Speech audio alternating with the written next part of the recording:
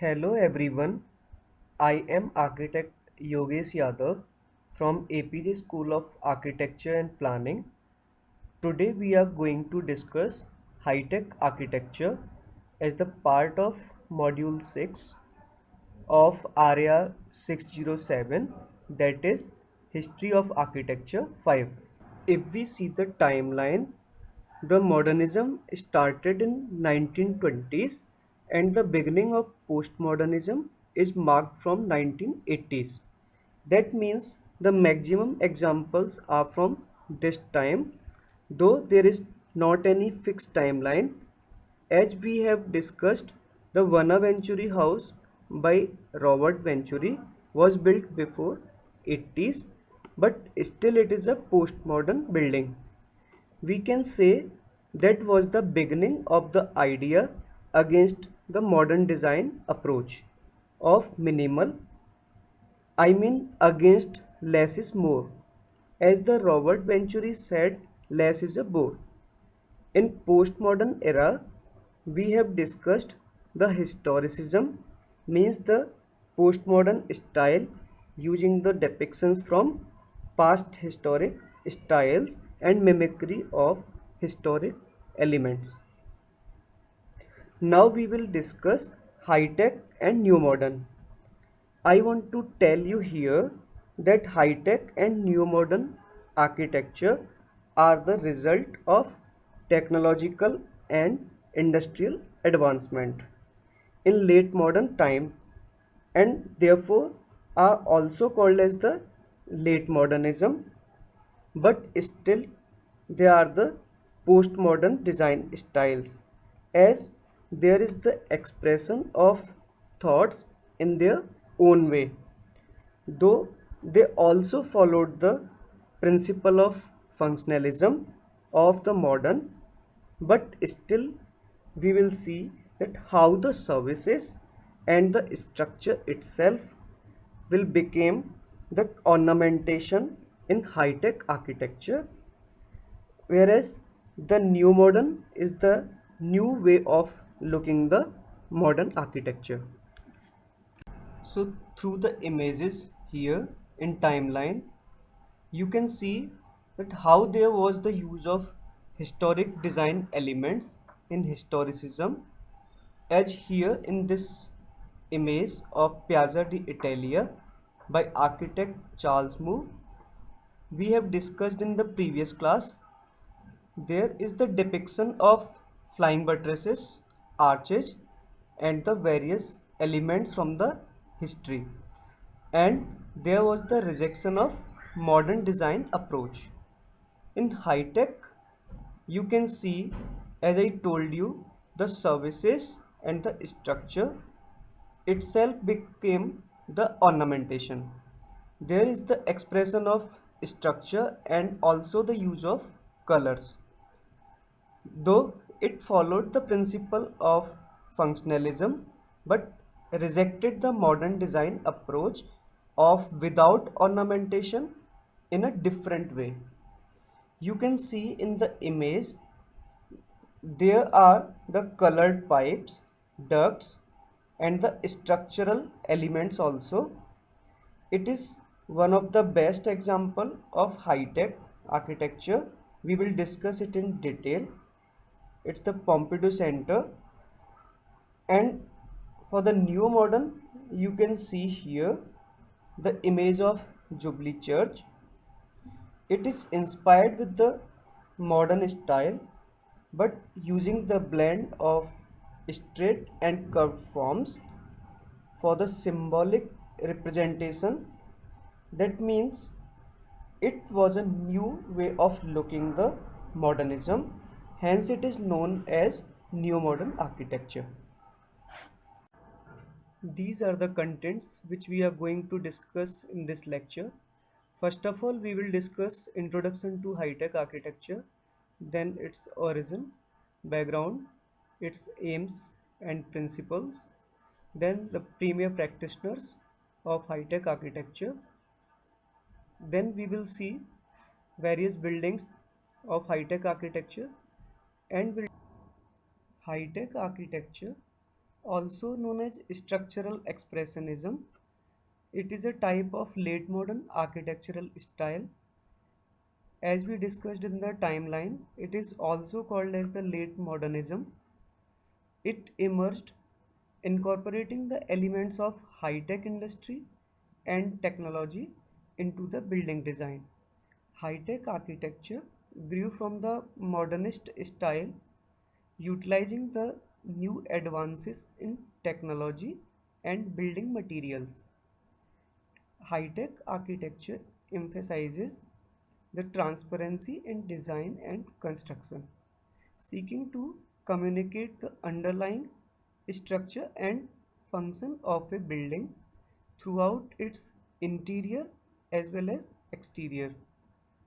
High-tech architecture makes the extensive use of steel, glass, and concrete, as these materials were becoming more advanced and available in a wider variety of forms at the time the style was developing. High-tech architecture focuses on creating the adaptive buildings with the choice of materials, internal structural elements, and the programmatic design. High-tech architecture seeks to avoid the links from the past, and the new materials were used, so the materials of older style architecture like stone were avoided. The common elements in high-tech architecture includes hanging or overhanging floors, lack of internal load-bearing walls, and the spaces were developed reconfigurable.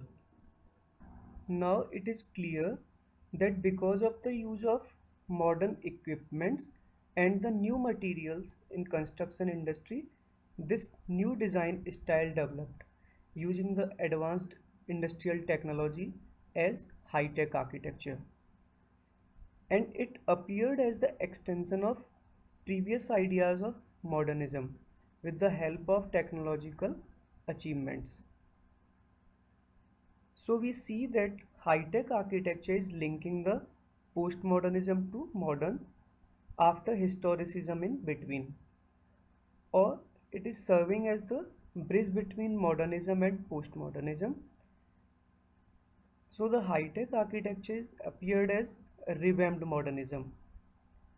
If we see a high-tech building, it looks like a machine, showing its parts and working components, and we will see in high-tech buildings that there is the use of steel, aluminum, glass with the brightly colored braces, girders and beams. High-tech architecture was originally developed in Britain, with many of its most famous early proponents being British. However, the movement has roots in a number of earlier styles and draws inspiration from a number of architects from early periods. Many of the ideals communicated through high-tech architecture were derived from early modernists of 1920s. The concepts of transparency, honesty in materials, and a fascination with aesthetics of industry can all be traced to the modern architects. High-tech architecture, much like the modernism, it shares a belief in a spirit of the age that should be incorporated and applied throughout each building. Influence of Le Corbusier, Walter Gropius, and Mies van der Rohe is extensive throughout many of the principles and designs of high-tech architecture. Louis I. Kahn's concept of served and the servant spaces, particularly when implemented in the form of service stars, it later became widespread feature of the high-tech architecture. This particular design style with the integration of technical equipments into the building structure aimed at giving the design an industrial appearance, along with retaining the functional design approach of the modern architecture. So, the technical elements of the building like the solar panels and the others, putting them together in a defined manner and using them as a spatial ornamentation.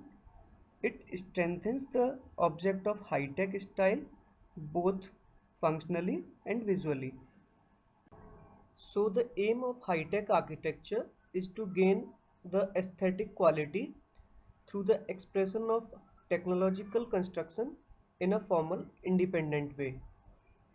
In high-tech architecture, there is the symbiosis of technology, and the preference was given to lightweight materials and the shear surfaces, adapting the new techniques of engineering and the other technologies. There is the use of prefabricated elements, glass walls, and the steel frames, etc. High-tech architecture is characterized by the exposed structural components and the services like the stairs, escalators, ducts outside the building. So we can say in high-tech architecture there is the celebratory display of the building structure and the services. In high-tech architecture, the interiors became more flexible as the services like ducts, stairs, and the structure itself is placed on the external facade as special ornamentation, and it creates the clutter-free and hue-wide interiors and makes the high-tech design very much function-oriented, having large interior open space and the easy access to all the floors. It gives people more chance to meet and to socialize. So this justification to the functional necessity and the social necessity, it makes high-tech architecture more special. And if we see as the materials, there is the extensive use of steel, glass, and concrete. Most of the high-tech buildings usually consist of clear glass facade with the building network of support beams exposed behind. Now I am going to introduce you with some premier practitioners of high-tech architecture. Sir Norman Foster. He is an English architect whose company maintains an international design practice. He is the president of Norman Foster Foundation, which promotes interdisciplinary thinking and research to help new generations of architects, designers, and urbanists to anticipate the future. He is one of the most prolific British architects of his generation, and his important works are City Hall London, 30 St. Mary X Building, Wembley Stadium, HSBC Main Building in Hong Kong, and many more. Then, architect Richard Rogers. He is an Italian British architect noted for his modernist and functionalist designs in high tech architecture.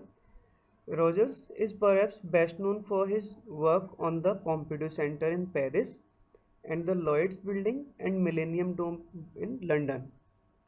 Then architect Renzo Piano.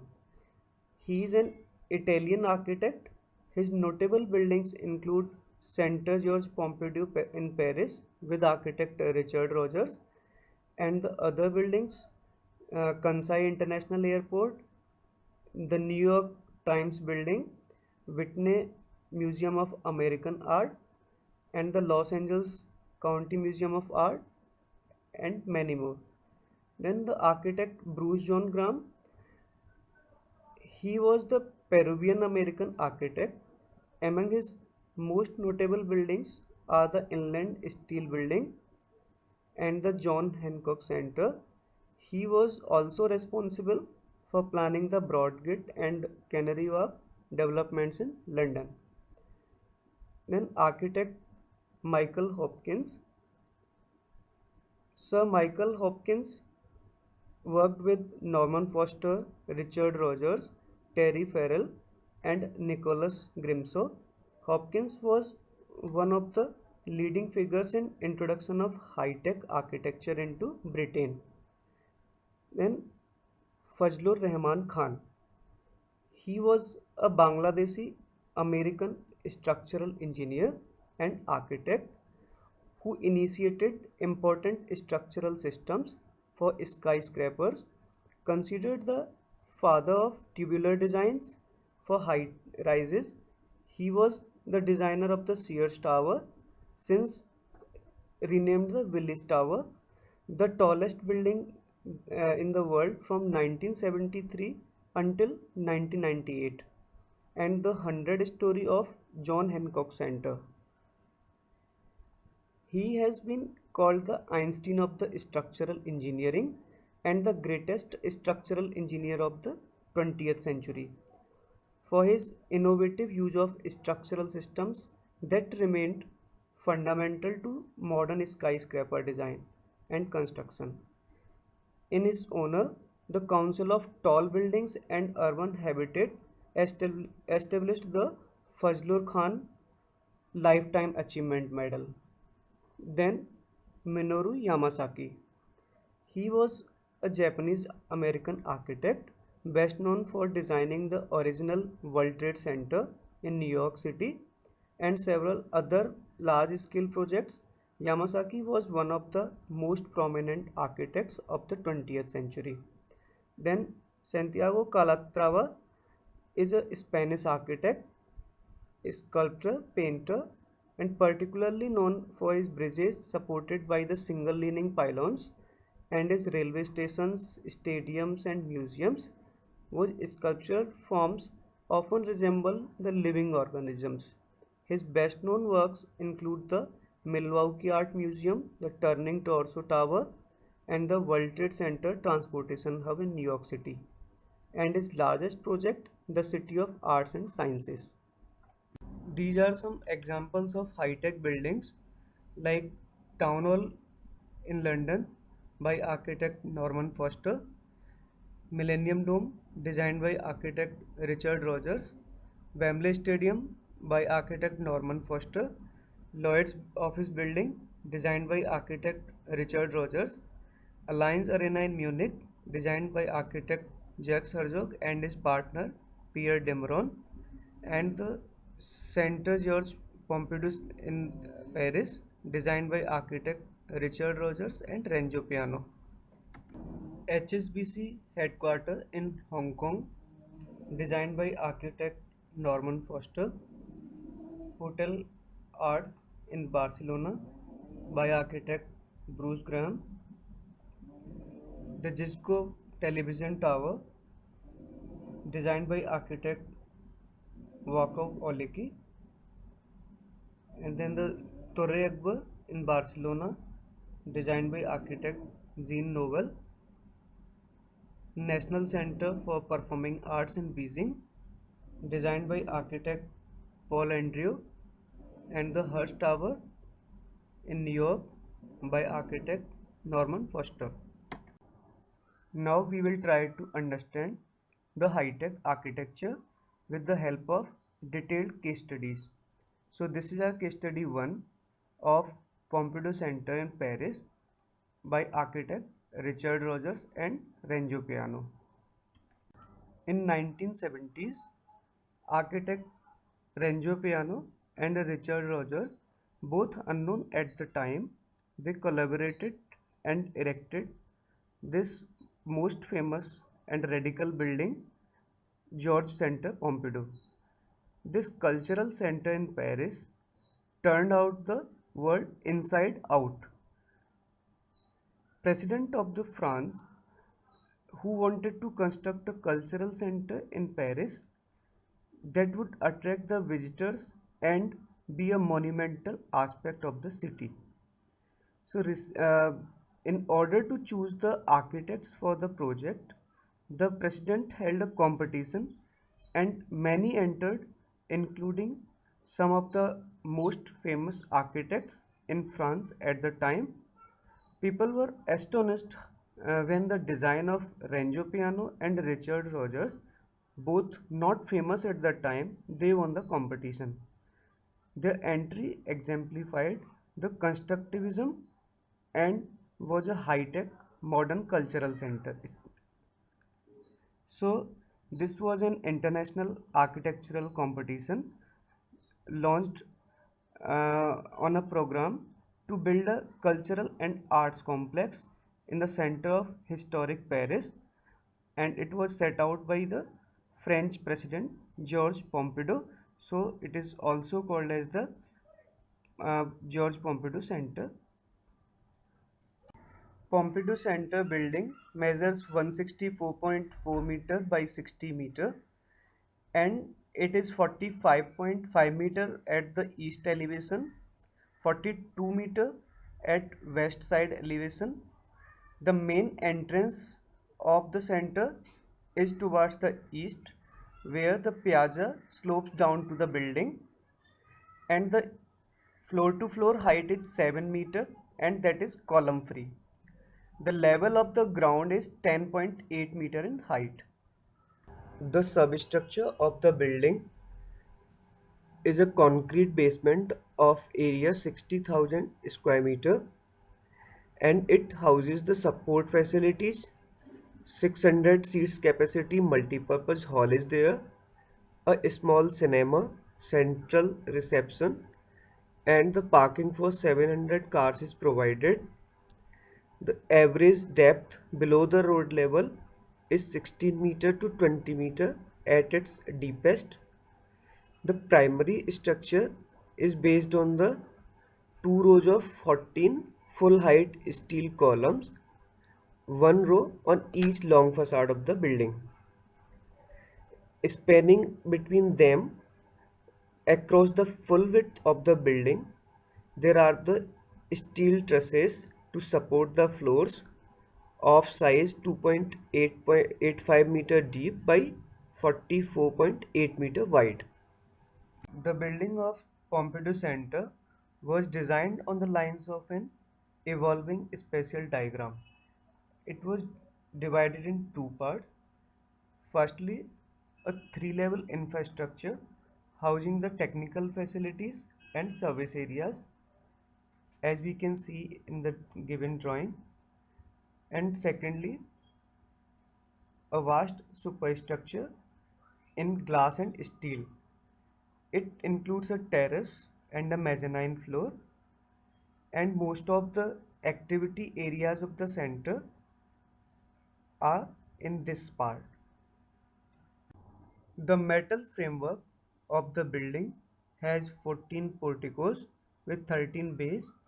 The span of each taken as 48 meter, and they are standing 12.8 meter apart. As the each level on the top of the posts, there are the molded steel beam hangers that are 8 meter in length. 45-meter long girders are resting on these beam hangers. The stress is spread by them through the posts, and to balance these, the tie beams are anchored on crossbars. The floor to floor height is 7 meter.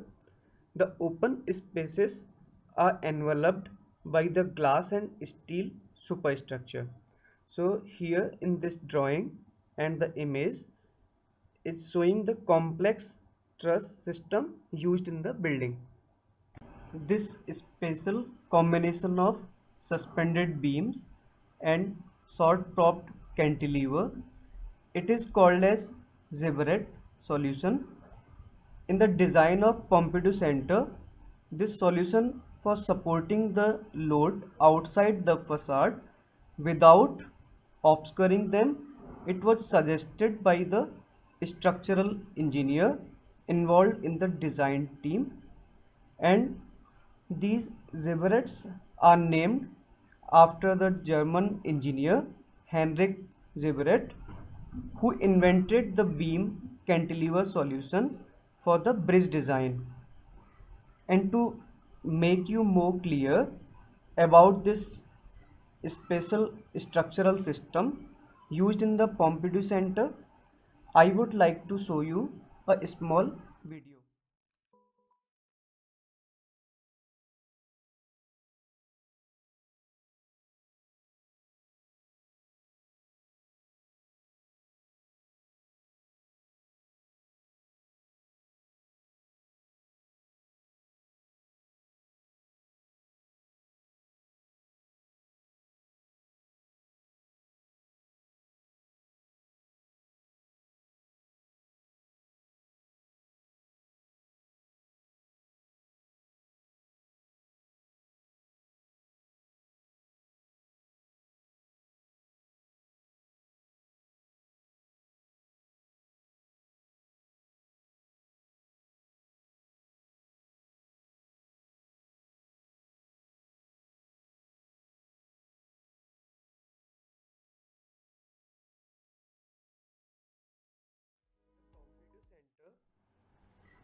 is having the largest museum for modern art in Europe. It is having a huge public library, and there is a center for music and acoustic research in the building.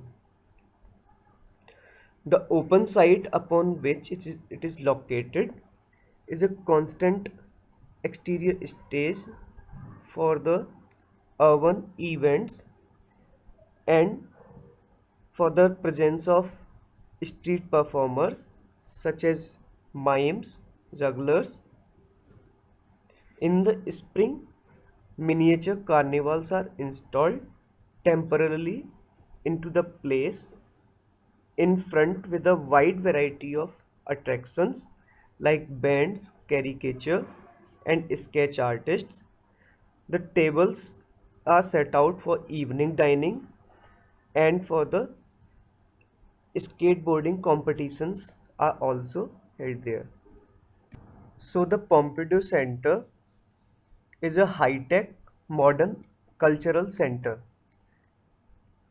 exemplifying the constructivism and which is structured with a spatial system of trusses unlike anything seen in the architectural world before, and as the skeleton itself engulfs the building from its exterior, showing all the different mechanical and structural systems of the building to maximize the interior space without any interruptions.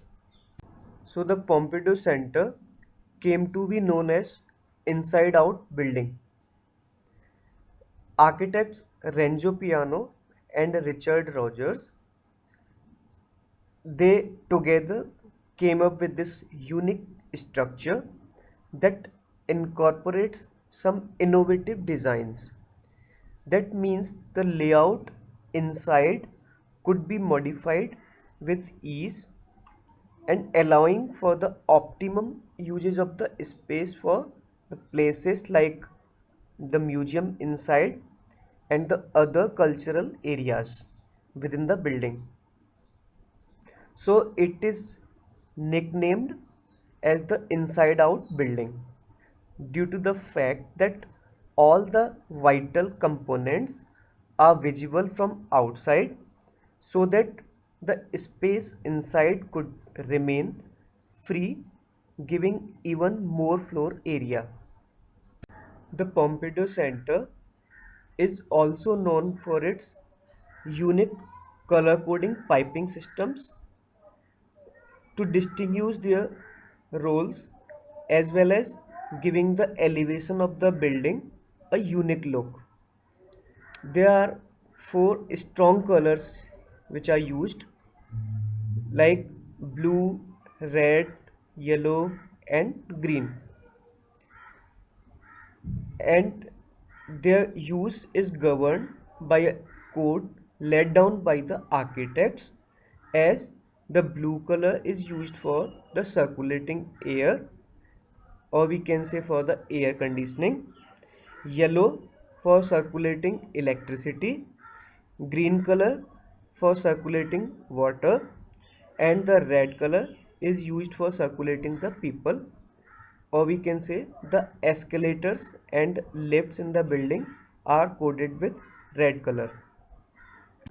In the current slide, we are summarizing the impacts made by Pompidou Center building on the architectural world. We see that the high-tech architectural style is characterized by using the nuts and bolts, the exposed pipes, technological look of the building. So, the Pompidou Center building epitomizes this character of high-tech style. Pompidou Center building design brought a refreshing new face to the modern architecture that was becoming increasingly associated with brutalism, of having the slabs encased in a grimy concrete and the reasons they received for their failings.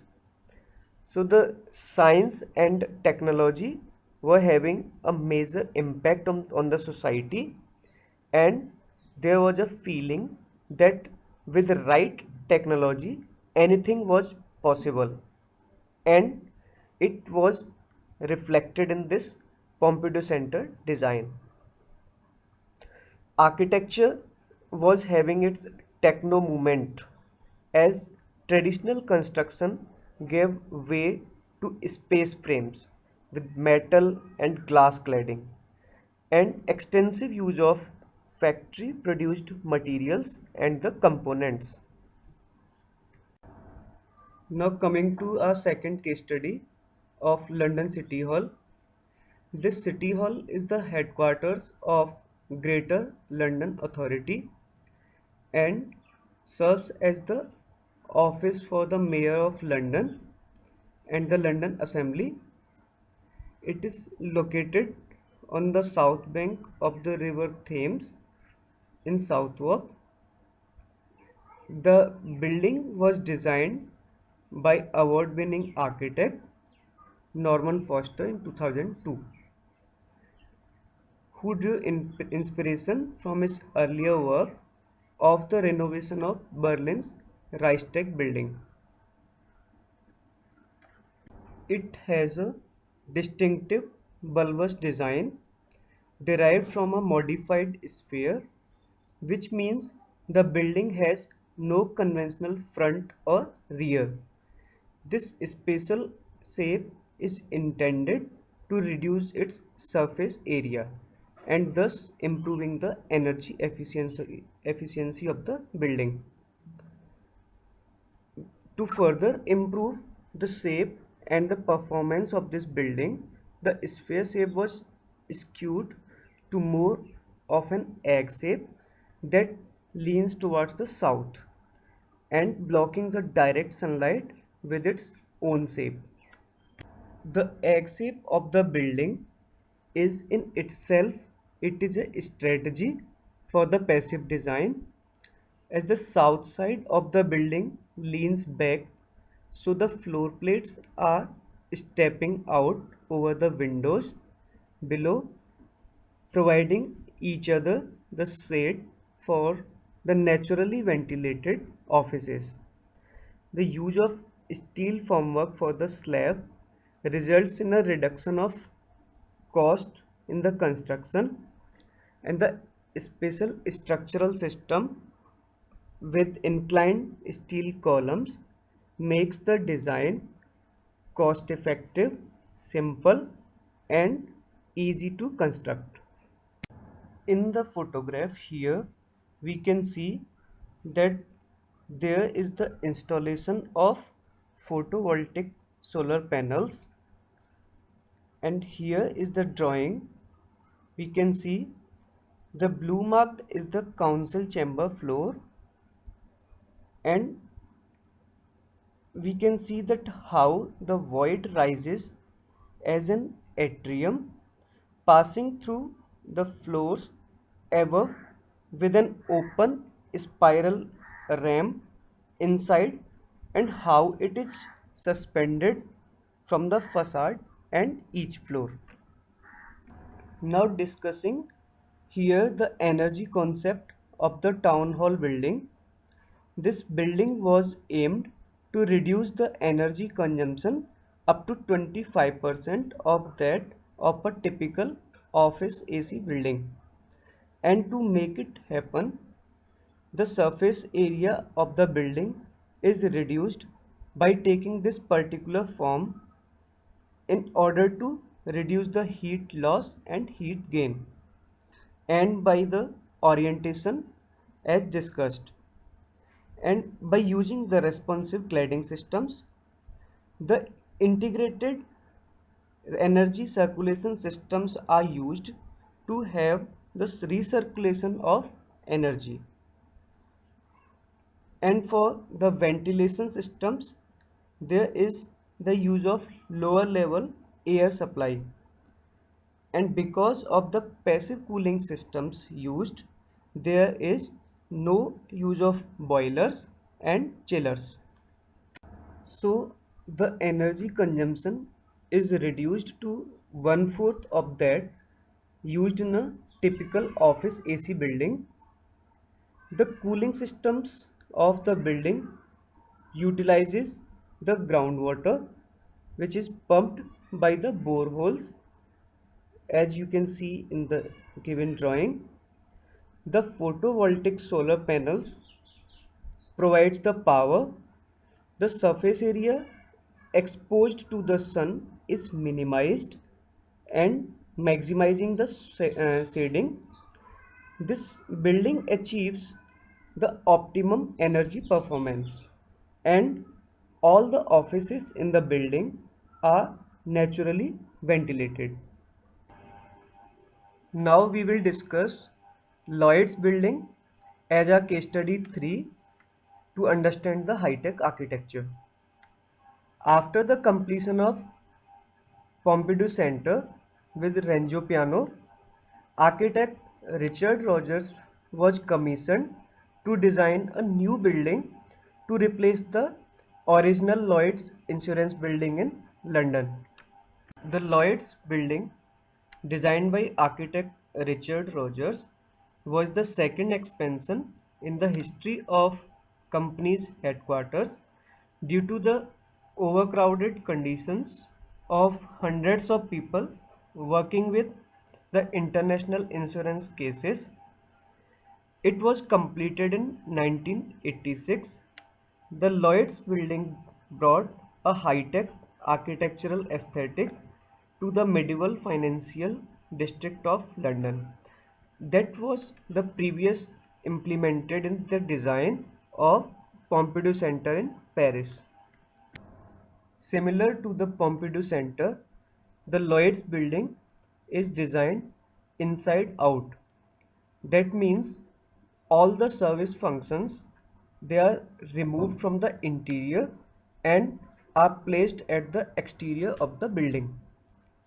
This not only allows for easy replacement and maintenance on the elevators, plumbing, or electrical facilities, but it frees up the interior to create an open and flexible plan that allows for the uninterrupted activity on each level.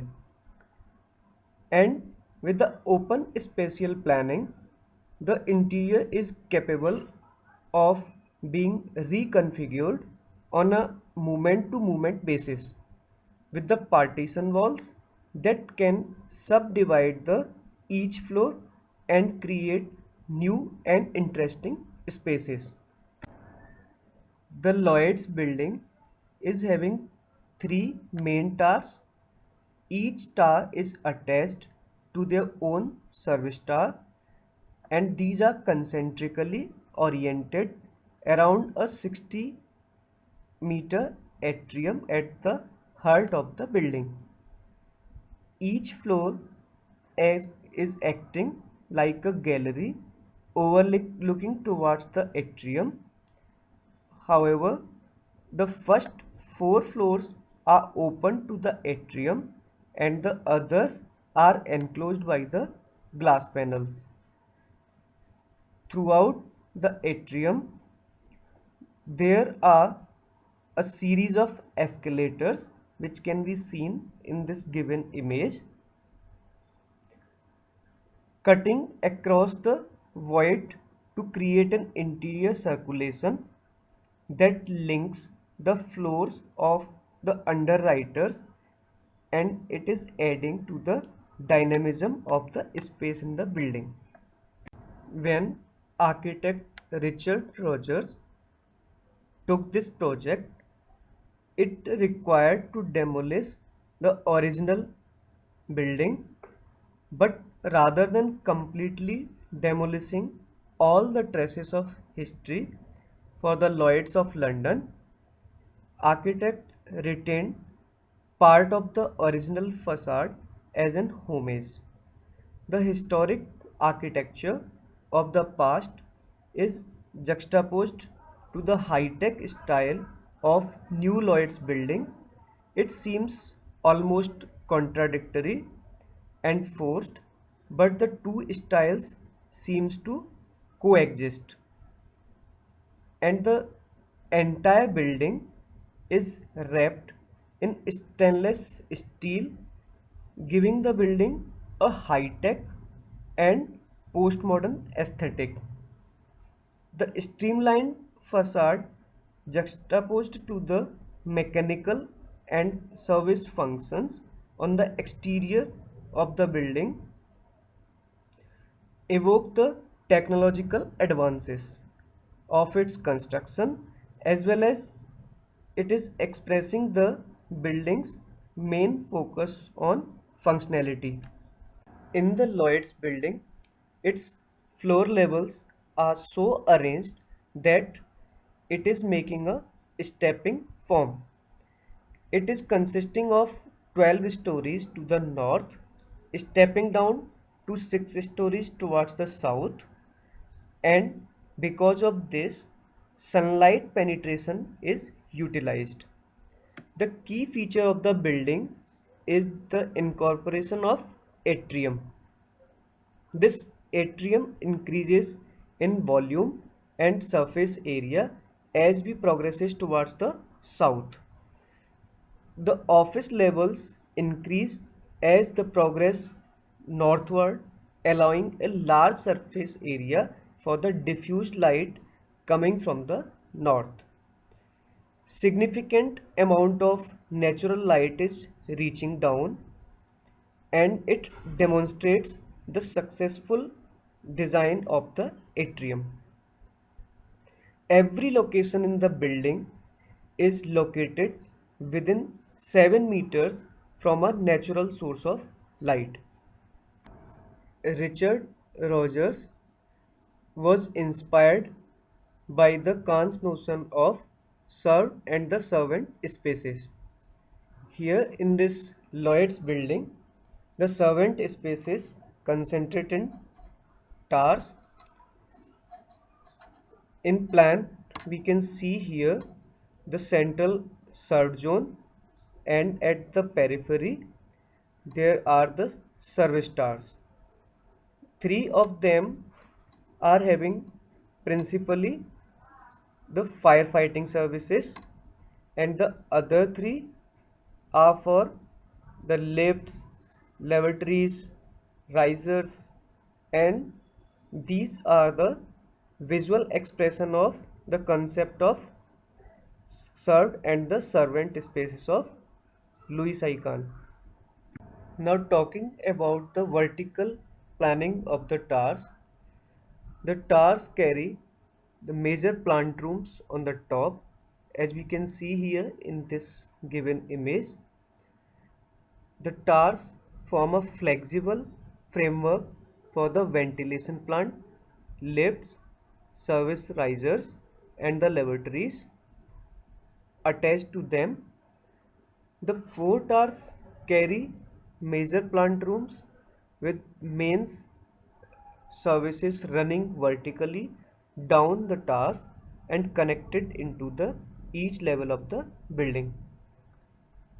The largest services duct contain the air conditioning, with lesser duct for water, drains, power, and electronics. Here we can see the main services running vertically down the towers. Here is the detailed layout of a service tower.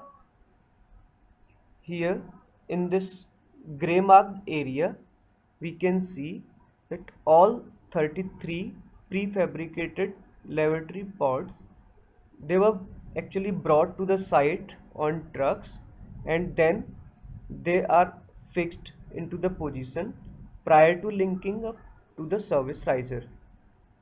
And then in the purple colored marked area, the service risers with ducts for the water, drains, power, and electronics running vertically down the towers and connected into each level of the building. The area marked with red color, it's showing the access and escape routes were provided by means of lifts and staircases.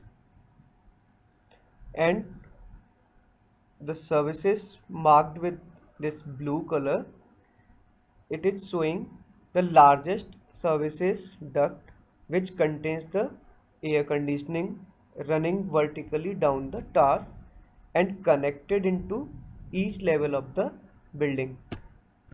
For making the heat cycle, heat from the return air is collected in the basement sprinkler tanks and it is reused. The internal concrete soffits and the slabs, they are acting as the heat sinks, absorbing the heat during the building occupation, and then it is cooled off overnight using the naturally chilled night air. This allows cooling to follow a 24-hour cycle and it reduces the peak cooling requirement of the building. Air handling equipment is located in the basement level and in four service plant rooms. Here, this is the layout showing the services provided for lower basement level to ground floor level, like the boiler, position of generators, substation, the chiller plant, and the air handling plants. If we talk about the structural system, like the columns, beams, and the floors, we see that the floors were constructed on reinforced concrete columns on a 10.8 meter by 18-meter grid, and the load is transferred between the columns and the floor beams by means of a precasted bracket.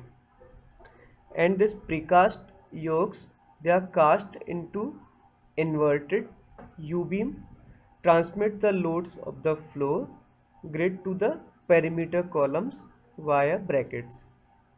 By using beams with parallel sides and sharp rises, Rogers emphasizes that the floor grid is a coffered slab.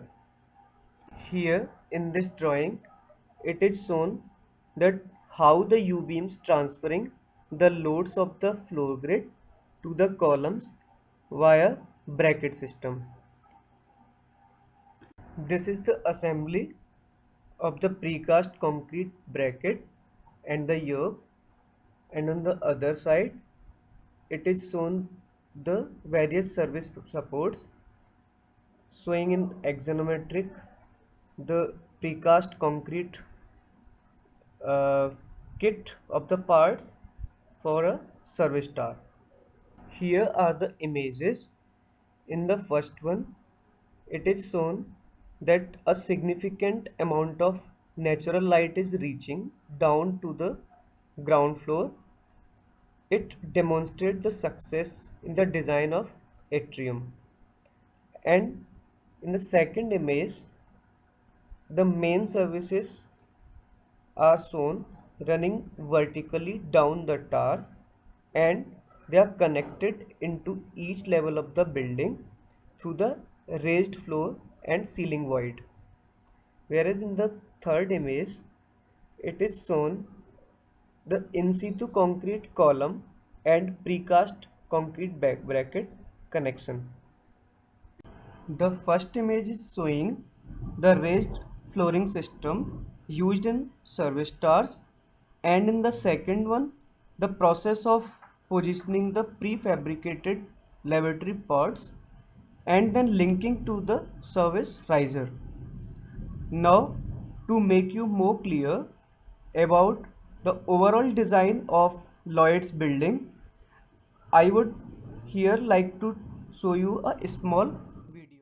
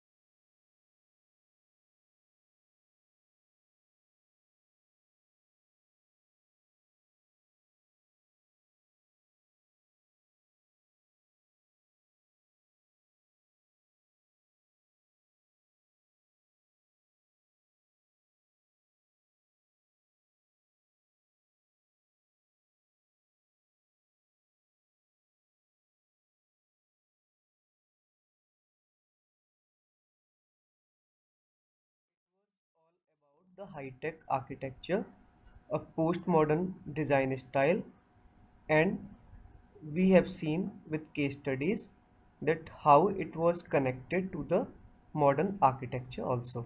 Thank you.